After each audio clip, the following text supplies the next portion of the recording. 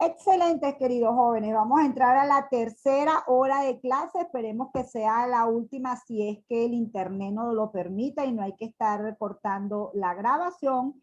Y estamos entendiendo el circuito por el cual se realizan los procesos productivos y estaba yo afianzando la idea de que los procesos productivos tienen dos corrientes que van paralelas. Por un lado, obviamente, está la producción de bienes y servicios y están los demandantes necesitando esa producción de bienes y servicios, pero por el otro lado, de forma paralela, ha habido unas personas que han ofrecido fondos, hay otras personas que han demandado fondos y eso ha permitido que ocurran el proceso productivo y obviamente el proceso de compra-venta de bienes y servicios. Eso implica entonces que a nivel macroeconómico tenemos dos formas de ver el equilibrio o dos caras del equilibrio. La una es que la oferta agregada es igual a la demanda agregada y ya vimos la connotación que tiene eso, que por un lado se hace el proceso productivo y por el otro lado se demandan los bienes y servicios, pero además estamos viendo ahora la parte financiera, lo que llamamos acumulación y el financiamiento. La acumulación tiene que ver con el proceso de inversión, ¿ok?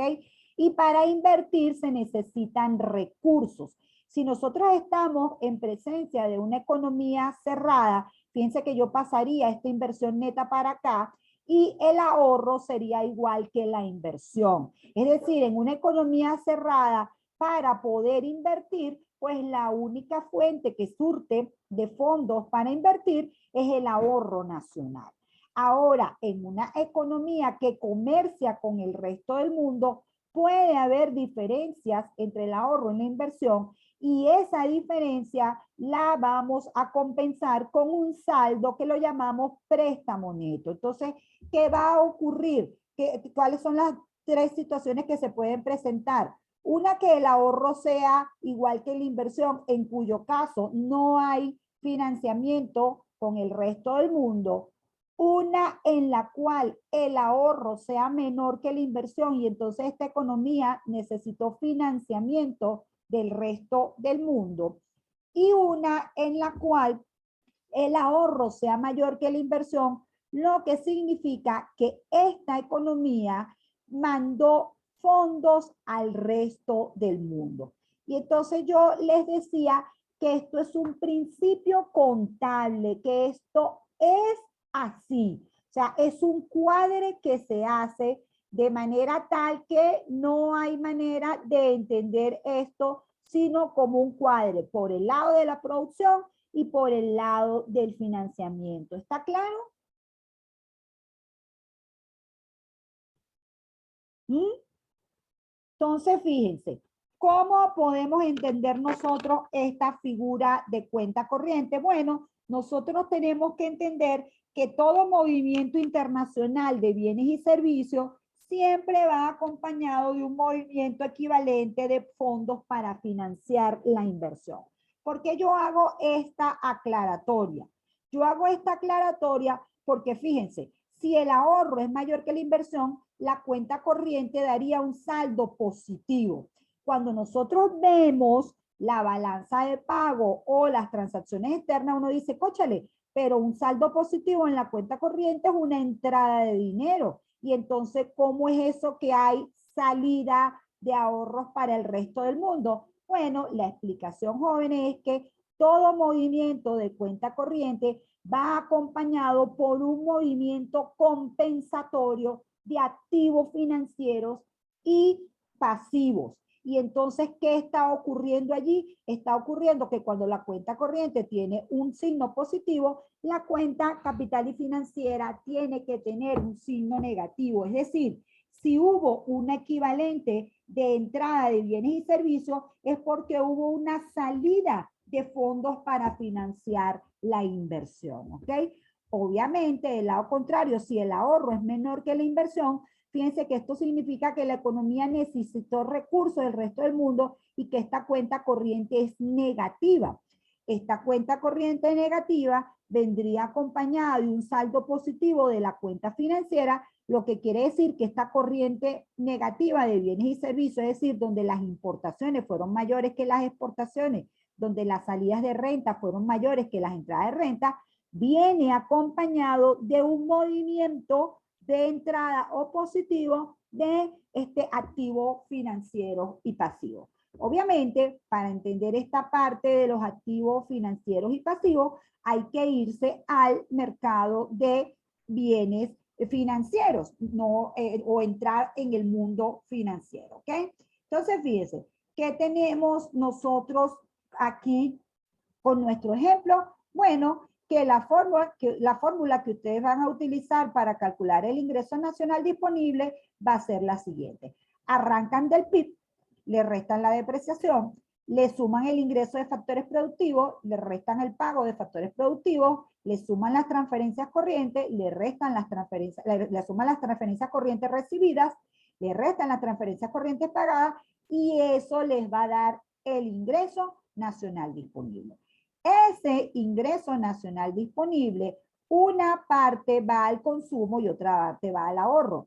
Ya tenemos el consumo aquí con C y G y podemos obtener entonces el ahorro. Es decir, al ahorro le restamos, al ingreso nacional disponible, le restamos el consumo de las familias y el consumo del gobierno, es decir, el consumo total de la economía y vamos a tener cuánto es el ahorro, ¿ok? Para obtener la inversión neta, lo que hacemos es que a la inversión bruta le restamos la depreciación y la variación de existencia. En este caso no nos han dicho cuánto es la variación de existencia, asumimos que es cero o que está incluida aquí, y entonces a la inversión bruta le restamos la depreciación y obtenemos la inversión neta. ¿Ok? Fíjense que en esta economía el ahorro fue 17 y la inversión fue 19. Eso significa que el ahorro fue menor que la inversión y por lo tanto el saldo de la cuenta corriente es negativo, es decir, necesitamos recursos del resto del mundo para financiar esta inversión. Por un lado, la economía generó 17 millones de bolívares para solventar estos 19 millones de bolívares, pero la economía necesitó recursos del resto del mundo por 2 para poder completar el proceso de inversión. Esta es una economía que, repito, se generó recursos internos, la verdad la mayor parte de los recursos internos, pero además necesitó pedirle prestados al resto del mundo, ¿ok? Entonces, esos son los procesos, repito, del flujo financiero y de la cuenta de acumulación y financiamiento. Si recuerdan, cuando hacemos el flujo circular de la renta, decimos que por abajo está el sector financiero y que el sector financiero incluye el mercado de dinero y el mercado de valores, ¿ok? De manera que este ahorro no queda por ahí rodando en la economía, no queda por allí como una cosa etérea, sino que este ahorro se canaliza parte a el mercado de dinero, parte al mercado de valores. Supongamos que estos 17, 10 fueron al mercado financiero y 6 fueron, o 11, perdón, 11 fueron al mercado financiero y 6 fueron al mercado de valores. De esos mercados de valores se obtuvieron 3 en bonos y 3 en acciones. Repito, el ahorro se canaliza al sistema financiero y obviamente ese ahorro forma parte de la liquidez monetaria. Cuando les hablé de la liquidez monetaria, les dije que la liquidez monetaria incluía las monedas y billetes y los depósitos en el sistema bancario. Quiere decir que el ahorro va a parar a las cuentas corrientes, a las cuentas de ahorro o las cuentas a plazo. ¿Y qué hace los bancos con ese dinero? Lo prestan o compran activos externos. De manera que la liquidez monetaria va a ser la suma del efectivo más las monedas y billetes, y por el lado de los activos va a ser la suma de los préstamos, que lo llamamos financiamiento bancario, y las reservas internacionales. Entonces podemos introducir el concepto de reservas internacionales Jóvenes, las reservas internacionales son activos financieros externos en poder del Banco Central o en poder de la autoridad monetaria. Generalmente incluyen oro, divisas, derechos especiales de giro y posición en el Fondo Monetario Internacional, y obviamente también incluyen los depósitos que tenga el Banco Central o toda la autoridad monetaria, sino solamente el Banco Central, en bancos extranjeros. Las reservas internacionales tienen como objetivo que la economía disponga de fondos para honrar sus compromisos con los no residentes, porque acuérdense que los no residentes no aceptan la moneda nacional, sino que aceptan es moneda extranjera. De manera que la cantidad de dinero en el país tiene que estar una parte en activos financieros internacionales y otra parte en activos internos. Y esos activos internos corresponden a los créditos que se le dan a las empresas, a las familias, para que realicen su proceso de inversión, ¿ok? De manera que, repito, este ahorro se canaliza al mercado de dinero o al mercado de bonos. Parte de ese dinero va a formar parte de las reservas internacionales, ¿ok? Y parte va a estar en la figura de financiamiento bancario. De manera, jóvenes, que las reservas internacionales no son un ahorro externo. Error garrafal de gente que no sepa de economía. Las reservas internacionales son activos y son la parte de la liquidez monetaria que está contabilizada como activos financieros externos. ¿Dónde se obtienen las reservas internacionales? Las reservas internacionales se obtienen cuando el Banco Central compra divisas, aumenta sus depósitos en el exterior, aumenta sus derechos especiales de giro o su posición en el Fondo Monetario Internacional. De manera que las reservas internacionales forman parte de las cuentas del sector externo. Esas reservas internacionales aquí están en dólares. Cuando las llevamos al sistema financiero, obviamente el Banco Central las multiplica por el tipo de cambio y las convierte en moneda nacional. Y repito, entonces la liquidez monetaria por el lado de los activos financieros va a incluir los créditos internos o financiamiento bancario y el saldo de las reservas internacionales. ¿Qué hacemos nosotros con el resto del mundo?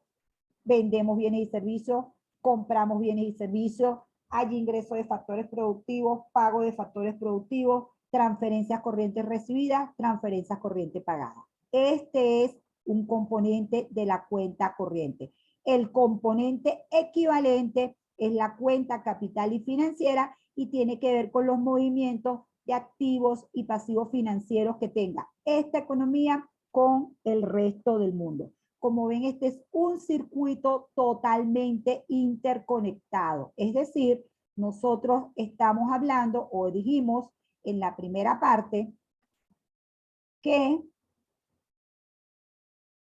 las cuentas nacionales no eran más que la contabilización del flujo circular de la renta. Entonces, fíjense que del lado de las empresas tenemos el PIB por el lado del ingreso, generamos el ingreso nacional disponible, generamos la inversión. Del lado de los hogares generamos la demanda agregada, ¿ok? Aquí nada más tenemos la variable consumo y también generamos la variable ahorro, ¿ok? Del lado del sector público generamos la variable gasto y la variable impuesto. La variable gasto va a formar parte de la demanda agregada, la variable impuestos va a afectar el ingreso de la economía y va a generar una variable que llamamos ingreso disponible. Del lado del sector externo tenemos las transacciones en cuenta corriente y las transacciones de la cuenta capital y financiera. Y del lado del sector monetario tenemos la canalización del ahorro. Ese ahorro se presta o se obtiene como reservas internacionales netas y se forma parte del proceso de inversión. Obviamente, las reservas internacionales netas no se prestan, ¿verdad? Las reservas internacionales netas las tenemos contabilizadas dentro del sector externo como esos activos financieros internacionales. Obviamente, entender todo este circuito, pues pasa por revisarlo más de una vez, porque si no, es mucha información. Lo que a mí me interesa, sobre todo para el examen, es que sean capaces de llegar hasta aquí. Que sean capaces de llegar hasta esta generación de oferta agregada igual a demanda agregada y que ahorro menos inversión es igual a la cuenta corriente. Y que la economía está en equilibrio cuando se cumple esta ecuación y cuando se cumple esta ecuación, ¿sí? Es decir, que esta sería la ecuación en el ejercicio 19 menos 17 igual a menos 2. Fíjense que esto daría que está en equilibrio. Y aquí, donde la oferta agregada es igual a la demanda agregada, pues obviamente, acuérdense que esto también queda en equilibrio aquí en el monto de 100, aquí en el monto de menos 2.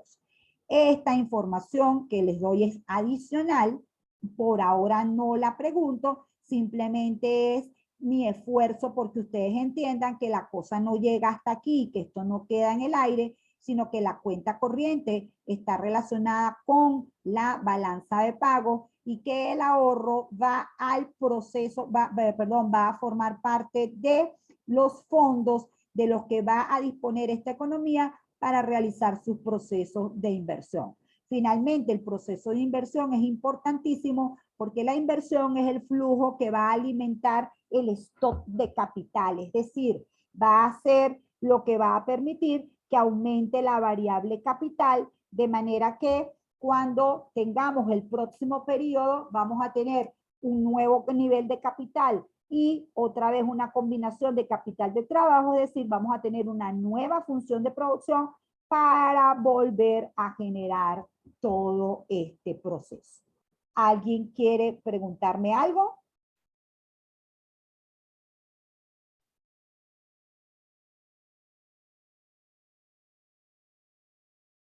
Están mudos, jóvenes. Ese mudo significa que entendieron, ese mudo significa que no han entendido sino como el 10%. ¿Ese mudo qué significa?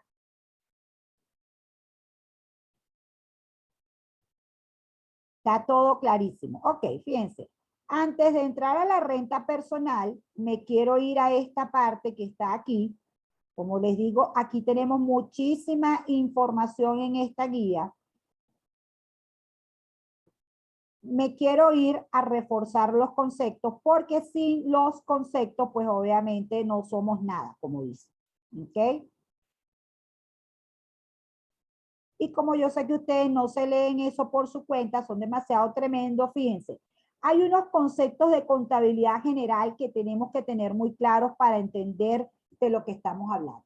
En la contabilidad general tenemos el registro sistemático, ¿verdad? Es decir, siguiendo métodos y reglas de toda la formación de movimientos de ingresos, gastos, activos y pasivos de una empresa expresada en unidades monetarias. Esta contabilidad de las empresas es la base para recoger la información de la contabilidad nacional. ¿Qué es un ingreso para una empresa? Son las unidades monetarias que se reciben por la venta de sus productos. Es decir, si una empresa, una productora de zapatos, el ingreso va a ser el ingreso por ventas que recibe de los zapatos. Y ese ingreso, recuerden que incluye el precio al que le vendió los zapatos por las cantidades que vendió de esos zapatos. Hay otro tipo de rentas que se generan por activos financieros, por la posesión de activos. Por eso recuérdense que está la figura de alquileres, está la figura de intereses, ¿sí? Y está la figura de regalías. Entonces eso es lo que es un ingreso para la empresa. ¿Qué es un gasto para la empresa? Toda de salida de dinero que se asocia con el pago de un artículo o servicio, ¿ok? Toda salida de dinero que le involucre a la empresa el pago de un bien o un servicio. ¿Mm? La empresa, obviamente, dentro de estos gastos, hay unos gastos muy especiales que los vamos a llamar costos. Estos son los gastos que específicamente corresponden a salida del dinero que están asociadas a la elaboración del producto o servicio que presta la empresa. Es decir, que muchas veces esto lo van a conseguir como gastos y costos, ¿ok? Porque incluye todas las salidas de dinero en bienes y servicios que le permiten a la empresa producir el bien. Obviamente, la diferencia entre los ingresos y los costos va a generar los beneficios, ¿ok? Lo que llamamos la ganancia, lo que llamamos la utilidad. Estas cuentas se registran en un estado financiero que se llama estado de resultado, ¿ok?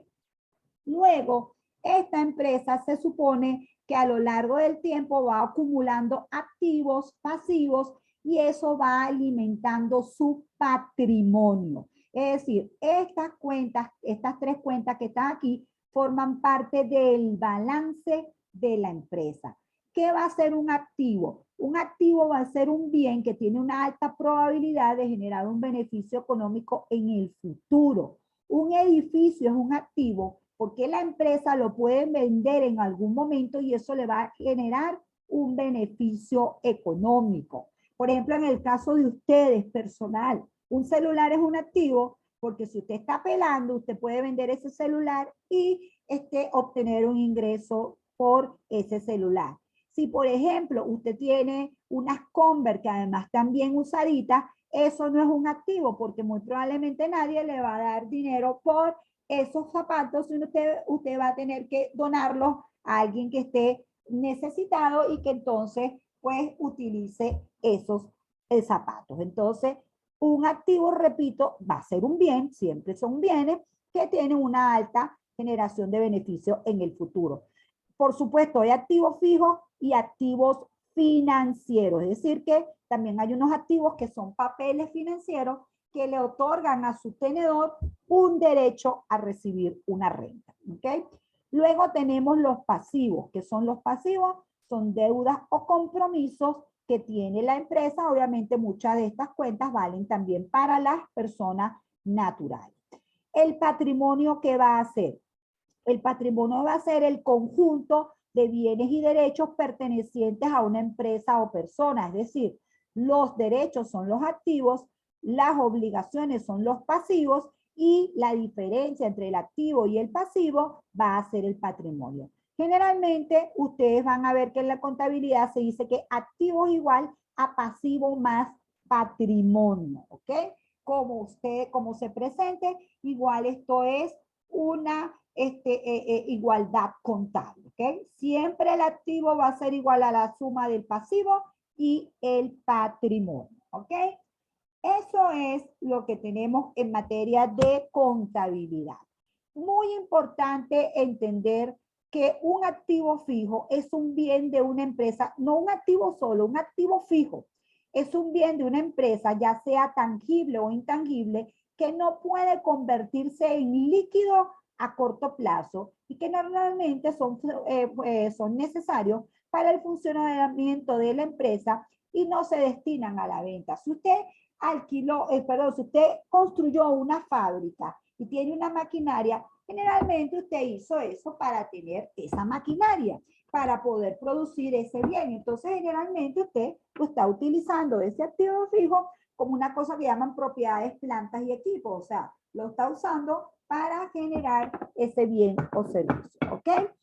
Luego, tenemos, repito, los activos fijos, son los bienes inmuebles, la maquinaria, el material de oficina, y los activos intangibles son los que hacen referencia a aquellos bienes que le dan derecho por el uso de ese activo. No estamos hablando de cosas físicas, estamos hablando generalmente de bienes como las marcas, los permisos, las patentes, los derechos de traspaso, los fondos de comercio o los gastos de investigación.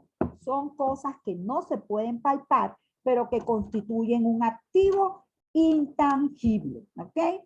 La inversión bruta fija, la inversión en cuentas nacionales, es un agregado macroeconómico y se refiere al gasto orientado a incrementar el capital de una nación, estado, municipio o comunidad para producir bienes y servicios en el futuro. Es decir, que la inversión bruta fija no es solamente el sinónimo de el activo fijo de las empresas, sino que incluye todos los activos, todo el capital de una nación. Incluye las maquinarias, incluye los edificios, incluye las carreteras, las escuelas, las bibliotecas, todo el aporte tecnológico con el que cuente esa economía, ¿sí?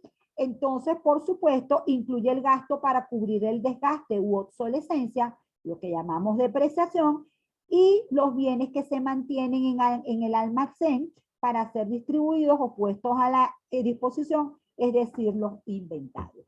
Quiere decir que esto es lo que me refiero con inversión bruta. Está la inversión neta, genuinamente la compra de maquinaria y equipo, la autopista que se está incorporando, la escuela que se está incorporando, incluye la depreciación, que es este apartado que se hace para reponer la mercancía que ya está, e incluye esta variación de existencia que corresponde a los inventarios. Inventario de bienes de capital, inventario de bienes finales. Les coloco los dos conceptos para que entiendan que esto es un agregado macroeconómico mucho más amplio de lo que puede ser solamente la maquinaria y equipo de una empresa. ¿Ok? Sigo con todo lo que es la teoría. Ustedes lo tienen aquí, pueden volver a esto en el momento que lo deseen. ¿Qué es un activo financiero? Son instrumentos que confieren a su tenedor un derecho. Jóvenes, son papeles. Son papeles que tienen un valor facial, un valor nominal, y que usted, cuando tiene ese papelito, usted tiene un activo que le permite en algún momento convertirlo en dinero, ¿ok? En ese caso están los activos monetarios y los activos no monetarios. Ojo que aquí los activos monetarios se refiere a los activos de reservas internacionales, ¿ok? Repito, las reservas internacionales son activos financieros en poder del Banco Central. Activos, nunca ahorro, activos. Y si se recuerdan, ahorro es la diferencia entre el ingreso y el gasto, de manera que nunca son un ahorro.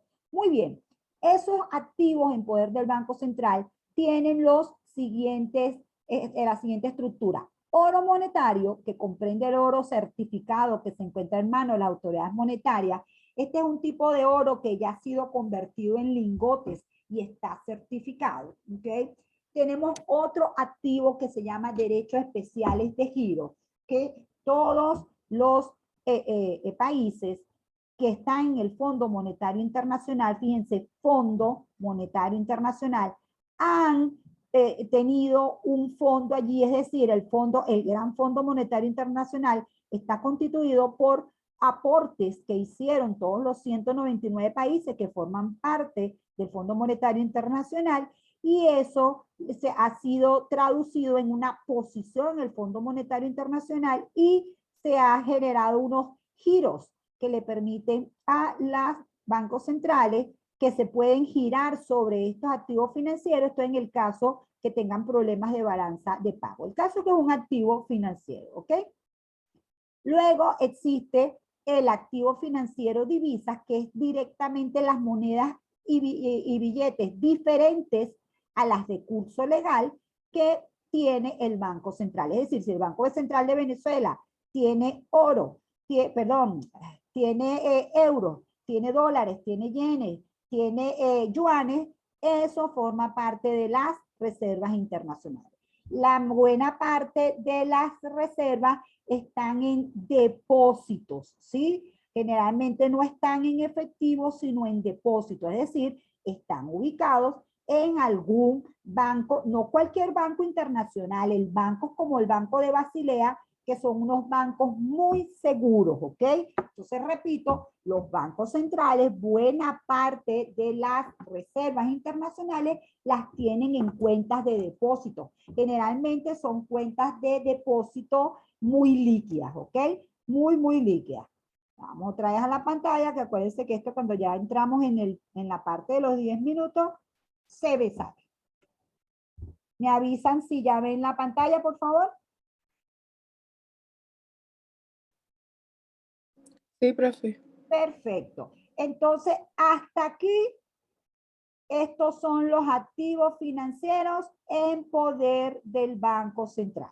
Hay otros activos financieros. ¿Cuáles? Las acciones. ¿Qué son las acciones? Activo financiero emitido por una empresa. Es decir, que es un título de participación de capital que permite al tenedor el derecho a una parte de las utilidades. Tenemos esta empresa se constituye con un capital, ese capital se divide en acciones y cada grupo de personas compra un determinado grupo de acciones. Si esta empresa tiene un solo dueño, pues obviamente el 100% de las acciones están en poder de ese solo dueño, ¿ok?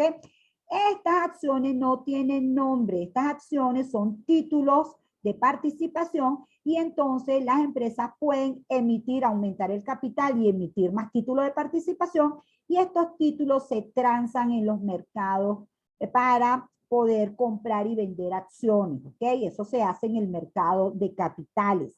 Mucho de lo que ustedes escuchan de los movimientos de las bolsas de Nueva York y de la bolsa de Londres, lo que son es movimientos de acciones. Por ejemplo, deben haber escuchado que ahorita todas las empresas están muy contentas, sobre todo las empresas de, ¿cómo se llama?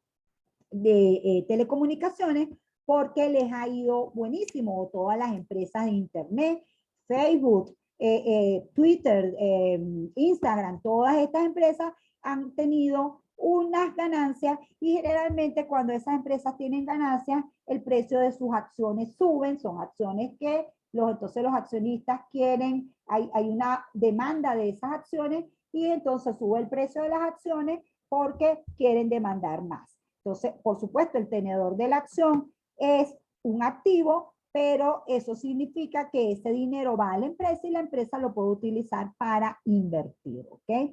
Tenemos otro activo financiero como los bonos, que son los bonos, un título o valor con plazo determinado, emitido por un gobierno o una empresa que otorga a su poseedor el derecho de percibir los intereses o una renta fija, así como el reembolso del capital al final del periodo. Los llamamos títulos de deuda. O sea, las empresas para levantar fondos crean un título y alguien compra ese título. El poseedor de ese título va a tener esa hojita, ¿sí? Esa papel tamaño carta que le va a permitir a él, primero, recibir unos intereses cada cierto periodo y además que si, por ejemplo, este es un bono a 5 años, al final de los 5 años, la persona que tenga ese bono reciba el capital, ¿ok? Todo esto es un movimiento enorme de activos financieros, jóvenes. Casi todas las transacciones son de acciones y bonos, pero como hay tanta creatividad en el mundo financiero, hay una serie de instrumentos financieros que son derivados de estos instrumentos o que son activos que están respaldados por activos financieros que están respaldados por un activo físico. Por ejemplo, hay un gran mercado de commodities en el cual se pactan unos contratos de petróleo, de cobre, y obviamente esos contratos están hechos en base a alguna transacción en el mercado real, ¿ok? Entonces, un super mundo, jóvenes. Y los que ingresan a este mundo reciben grandes ganancias o grandes pérdidas, ¿ok? Aquí esto es un mercado no apto para cardíacos. Fíjense, tenemos las letras del tesoro. Las letras del tesoro también son unos títulos de deuda, como los bonos, y simplemente lo que ocurre es que generalmente son emitidos por un gobierno y son por un periodo menor de un año, ¿ok? Un instrumento que es muy cotizado, sobre todo en periodos donde hay inestabilidad financiera, son las letras del tesoro de Estados Unidos, ¿ok? Adicionalmente, hay otros activos. ¿Cuáles? Los créditos. Bueno, ¿qué va a ser un crédito? Un contrato donde aquí sí hay una persona que está adquiriendo la deuda y una persona que está prestando el dinero y eso es uninominal, ¿ok? Es decir, un crédito siempre lleva, por ejemplo, que sea un banco que le está prestando el dinero a Pedro Pérez o Pedro Pérez le está prestando dinero a Juan. Obviamente le está otorgando un crédito y este acreedor, este deudor, le tiene que devolver la cantidad de dinero más una prima o interés, ¿ok? ¿Qué otro tipo de activos hay? Cuentas por cobrar, que son créditos comerciales que una empresa otorga a sus clientes. Estos son los grupos más grandes de activos financieros. Jóvenes, del lado de los pasivos financieros, lo que vamos a tener es que por este lado está el acreedor y por este lado está el deudor, ¿sí? Por ejemplo, en el caso de los bonos y la letra del tesoro, aquí está quien emite el título, aquí está quien emite la letra, ¿ok? Para el que emite el título o el que emite el bono es una deuda y se compromete a pagar un interés más el capital al fin del periodo. Que existen otro tipo de deudas, existen deudas de corto plazo como los préstamos, existen deudas a largo plazo como los préstamos hipotecarios.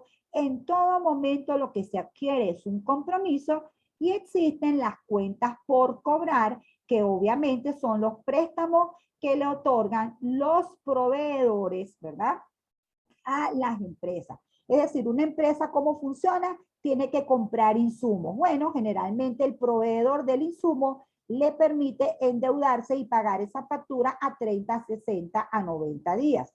Esta empresa además vende esos bienes y servicios y cuando los vende, pues a sus clientes les permite también pagar en 30, 90, 60 días. Eso entonces genera para la empresa unas cuentas por cobrar, que son los activos que tiene con los clientes, y unas cuentas por pagar, que son las deudas que tiene con los proveedores, ¿ok?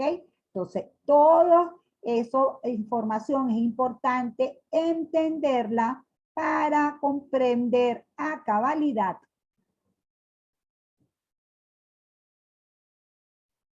entre muchísimas cosas que hay que comprender para entender a cabalidad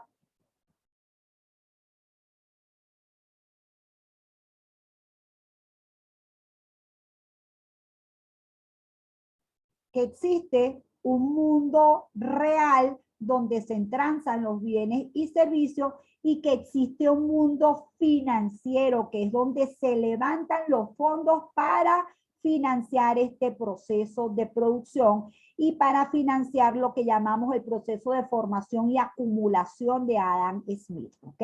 Entonces, es muy importante entender que esto es un circuito integrado. Aquí arrancamos desde la producción y llegamos hasta el mercado de valores simplemente por seguir un orden. Pero realmente lo que ocurre en una economía es que se dan millones de transacciones de manera simultánea.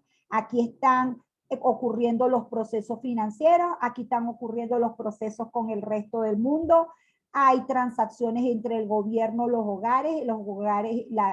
gobierno y las empresas, hay transacciones, obviamente las bases entre los hogares y las empresas, está el mercado de bienes y servicios, está el mercado de factores, están las transacciones de esta economía con el resto del mundo y está el mercado financiero, ¿ok? Entonces lo que hemos hecho es tener una panorámica completa de lo que es las transacciones económicas y todo esto usando como base el flujo circular de la renta. Me queda un minuto, me quiero despedir entonces con calma, que tengan un feliz fin de semana, por favor estudien mucho